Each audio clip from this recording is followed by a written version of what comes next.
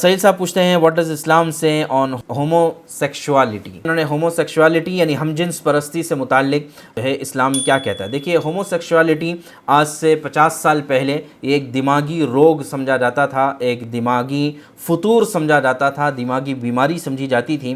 لیکن ظاہر ہے کہ یہ ویسٹرن کلچر کی نحوستیں ہیں کہ اب جو ہے یہ چیزیں عام ہوتی جا رہی ہے، اور چونکہ ہمارا قانون بھی، ہمارا سنویدھان بھی کہیں نہ کہیں ویسٹرن قانون سے اور سنویدھان سے متاثر ہیں اور اسی کی بنیاد پر بیس پر بنایا گیا ہے، تو لہٰذا ہمارے یہاں بھی سپریم کورٹ نے اس کی اجازت دے رکھی ہے. لیکن شرعی نقطہ نظر سے، قرآن حدیث کے نقطہ نظر سے اور عقل کے نقطہ نظر سے بھی اگر دیکھا جائے تو یہ صرف جو ہے خواہشات کی اتباع ہے. اللہ تبارک و تعالیٰ نے قوم لوط کا تذکرہ قرآن کریم میں فرمایا کئی جگہوں پر، اور اسی وجہ سے اس قوم پر سخت ترین عذاب نازل ہوا کہ من جملہ ان کے بہت سارے گناہوں میں سے ایک بڑا گناہ تھا ہوموسیکشوالٹی کا، کہ وہ ہم جنس پرستی کے شکار تھے. مرد مرد کے طرف مائل ہوتے تھے، عورتیں عورتوں کی طرف مائل ہوتی تھیں، اور لوط علیہ السلام کو ان کے پاس بھیجا گیا تھا. لیکن پھر اللہ تبارک و تعالیٰ کی بات کا جب انکار کیا انہوں نے، اور رسول کی بات کو ماننے سے بھی انکار کیا، تو پھر اللہ تعالیٰ نے ان کے اوپر پتھر برسائے اور پتہ نہیں کتنے طرح کے عذابات ان پر نازل ہوئے. تو لہٰذا یہ جو ہے دین کے بھی خلاف ہے، عقل کے بھی خلاف ہے کہ یہ کیسے ممکن ہے. یہ اب وہ کہتے ہیں کہ یہ فطری چیز ہے. یہ فطری چیز نہیں ہوتی ہے. صحیح بات یہ ہے کہ جب آدمی خواہشات کی بہت زیادہ پیروی کرتا ہے تو دیکھیے یہ خواہشات اور ڈیزائرز جو ہے یہ کبھی ختم نہ ہونے والی چیز ہے، کہ جتنا آپ اس کو فالو کریں گے، جتنا آپ اس کو پورا کرنے کی کوشش کریں گے، یہ اور بڑھتی ہے، ابھرتی ہے. تو لہٰذا جب آدمی جو ہے خواہشات کے پیچھے پڑتا ہے اور غلط اور فحش چیزیں اور پون دیکھنے کا جب عادی ہو جاتا ہے تو اس وقت میں جو ہے اس طرح کے خیالات اس کے اندر آنے لگتے ہیں. تو لہٰذا یہ اس لیے میں نے شروع میں عرض کیا کہ یہ ایک ذہنی بیماری ہے، اس کے علاوہ کچھ نہیں.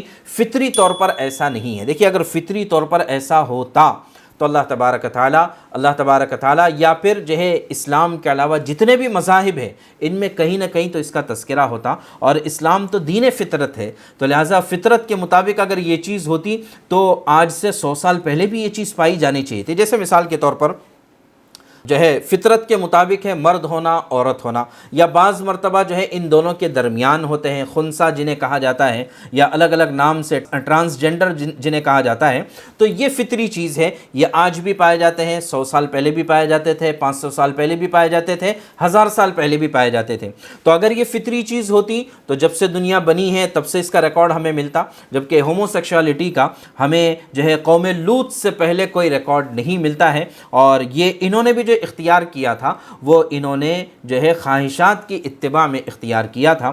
تو اس وجہ سے اس کو فطرت کا نام نہیں دیا جا سکتا ہے، اگرچہ قانونی اعتبار سے اس کی ویسٹرن ممالک میں اور ہمارے ملک میں بھی جو ہے اس کی اجازتیں ہیں اور باقاعدہ جو ہے حکومتیں ان کی وکالت کرتی ہے، لیکن شرعی نقطہ نظر سے یہ درست نہیں ہے.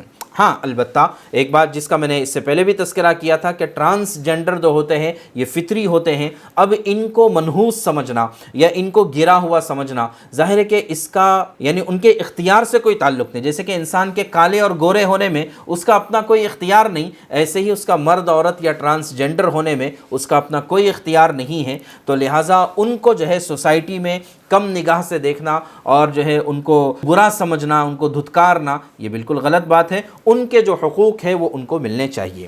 اسی طرح یہ جو ہوموسیکشولز جو ہوتے ہیں اگرچہ ہمارے نزدیک یہ خواہشات کی اتباع کرنے والے یہ ذہنی مریض ہے اور جو ہے یقین اللہ کے نزدیک جو ہے لعنتی لوگ ہیں، عذاب کے مستحق لوگ ہیں، لیکن اس کے باوجود بھی جب جو ہے ہمارا ان پر کوئی اختیار نہیں ہے تو لہٰذا ہم ان کو جو ہے انسانیت سے گری ہوئی ان کے ساتھ حرکت کرنا یا یہ کہ سوسائٹی میں ان کو ہیوملیٹ کرنا، ذلیل کرنا، اس کا ہمیں کوئی اختیار نہیں ہے.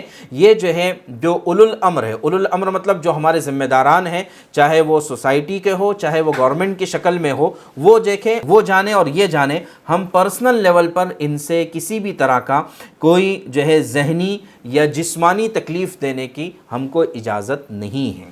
بہرحال خلاصہ یہ کہ ہوموسیکشوالٹی یہ ایک ذہنی فطور ہے اور خواہشات کی اتباع ہے، اس کے علاوہ کچھ بھی نہیں.